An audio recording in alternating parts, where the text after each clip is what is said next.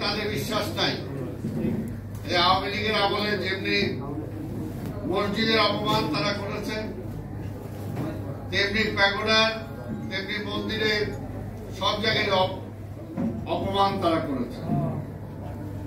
তারা শুধুমাত্র ক্ষমতার জন্য এমন কোনো কাজ নাই যে তারা করে নাই, এমন কোনো কাজ নাই। তাই আজকে দেশটাকে তারা রসাতলের দিকে ঠেলে দিয়েছে। আবার এখানে আমরা যারা আজকে আছি, বাংলাদেশের যারা বসবাস করি, বাংলাদেশে আমাদের থাকতে হবে। এই সরকার যদি আরো কিছুদিন থাকে, তাহলে আপনারা আমরা কেউ ধর্মকর্ম সঠিকভাবে করতে পারবো কিনা সে ব্যাপারে সন্দেহ আছে।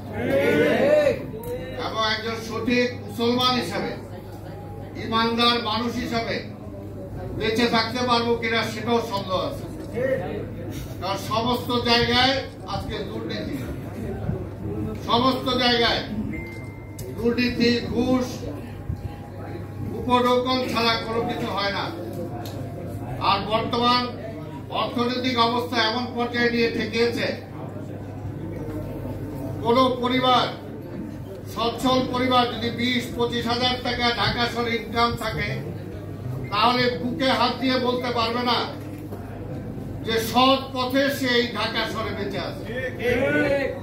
যে কোনো ভাবে, কোনো না কোনো ভাবে অন্যায়ের সাথে তার আপোষ করতে হচ্ছে, মিথ্যার সাথে আপোষ করতে হচ্ছে।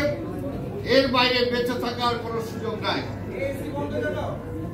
তাই আজকে এটা আমাদের প্রতি ফরজ হয়ে গেছে, আমাদের প্রতি ফরজ হয়ে গেছে, যাতে এই আমরা যদি আমার ইমান আকীদা নিয়ে বেঁচে থাকতে চাই, তাহলে যত দ্রুত সম্ভব এই ধর্মহীন সরকারকে ক্ষমতা থেকে নামানো, এটা আমার একটা ফরজ কাজ।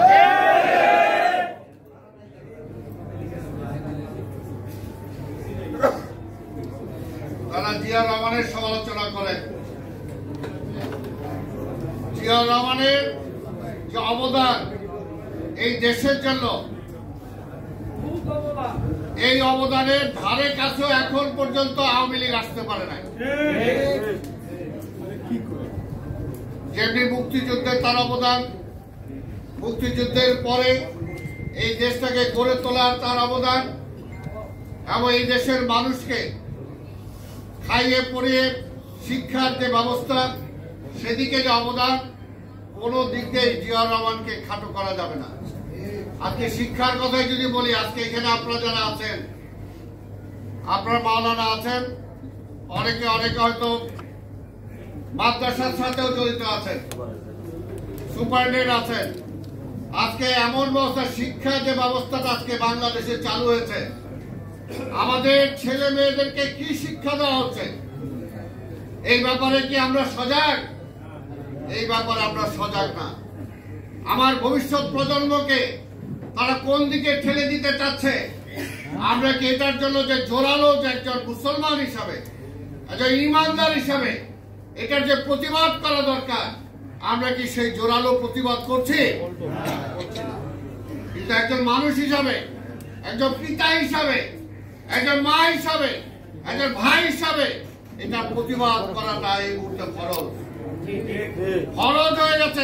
যে সমস্ত শিক্ষা কারিকুলামে তারা নিয়ে আসছে, এটা কিন্তু আমরা খুব সিরিয়াসলি নিচ্ছি না। কিন্তু এটা সিরিয়াস ব্যাপার যে ভবিষ্যৎ আমার ছেলে মেয়ে কি হিসাবে তারা গড়ে উঠবে।